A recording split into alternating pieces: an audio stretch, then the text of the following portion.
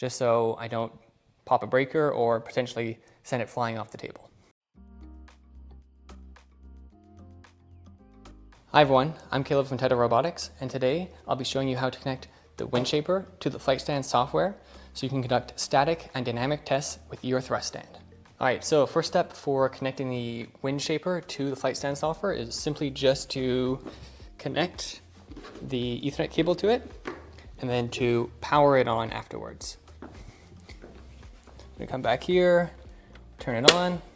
I'm now going to go over to the hardware tab here. And in a few moments, it should show up here in the list. You can now see you have the WindShaper here in the list here. Now it may give you an error the first time. All you have to do is disconnect and connect. Now you can see the WindShaper is connected. If you look over here into the built-in systems tab, you'll see we have things like the WindShaper fan throttle, output percentage, rotation speed. For firmware, you can see the API version that we're using, and the identification. This should match your WindShaper configuration. So in our case, we have a 2x2 wind wall. Now, if we want to control this, it's a pretty simple process. You go to powertrain mappings. In this case, we're also going to be controlling it with a 1585 at the same time. So we just map the 1585 to the ESC throttle here. You then go to extra mappings.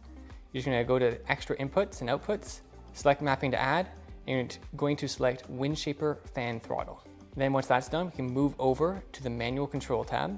You can see we have both the ESC throttle for the 1585 as well as the fan throttle for the WindShaper. And we can give this a quick test just by clicking on the activate output, and you should hear the fans in the WindShaper start spooling up.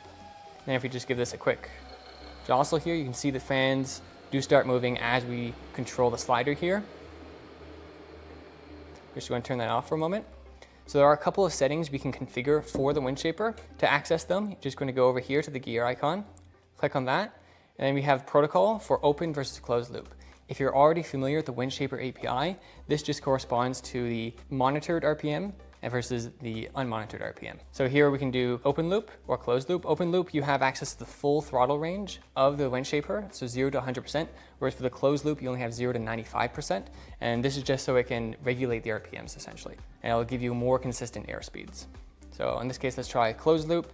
Now, because I have the WindShaper connected to a 120 volt outlet with 15 amps of current, I'm going to limit the range of the WindShaper to 30%, just so I don't pop a breaker or potentially send it flying off the table. So I'm going to close that here, enable the output. Just like that, we have full control.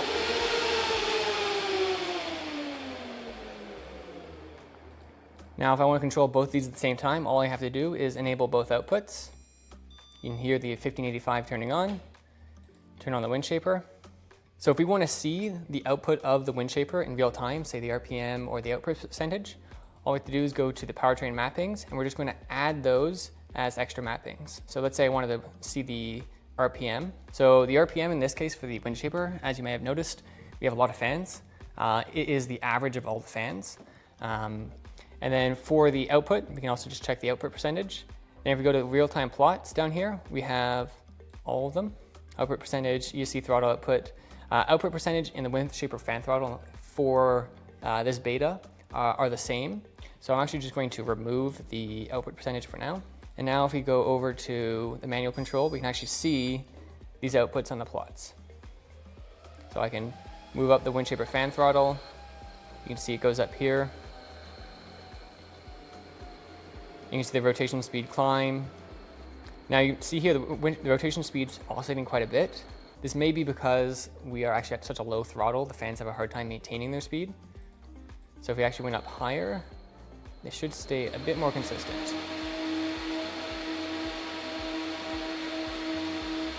Yes.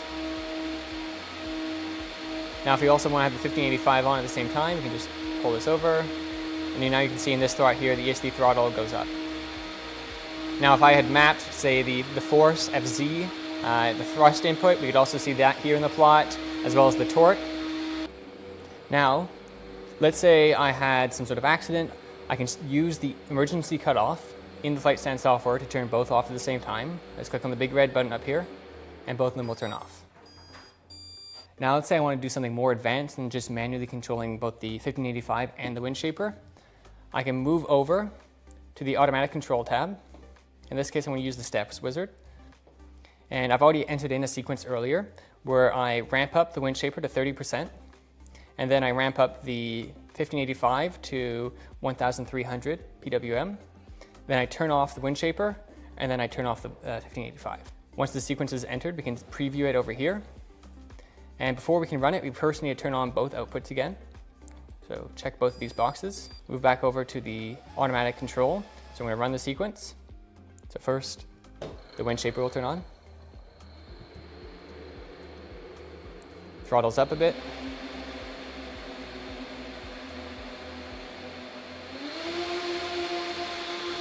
And shortly after, we're going to have the 1585 turn on.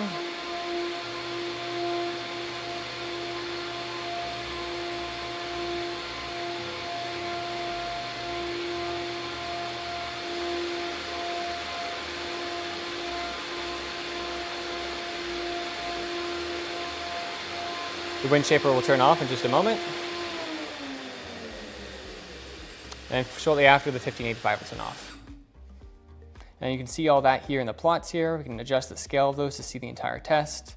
ESC throttle output, rotation speed, WindShaper fan throttle. So once the test is complete, we can just save it over here. And then we can quickly navigate to it by clicking on the link here. Here we have the test. If we go to plots, we can actually see the output of the WindShaper. So here we have the 1585 output, the WindShaper fan throttle percent. So we go from 0 to 10, 20, and 30. And finally, we also have the rotation speed of the WindShaper. This can be exported just like any other test. Full resolution, resampling, it's all enabled through the FlightStand software. So if the WindShaper is having a hard time connecting, I'd say the most common one would be you have your network, some sort of network issue where your computer can't connect to the WindShaper. So an easy way of checking if you have a network issue is open up your browser, go to the WindShaper IP, which is 192.168.88.40. If your browser is able to connect to it, our software should also be able to connect to it.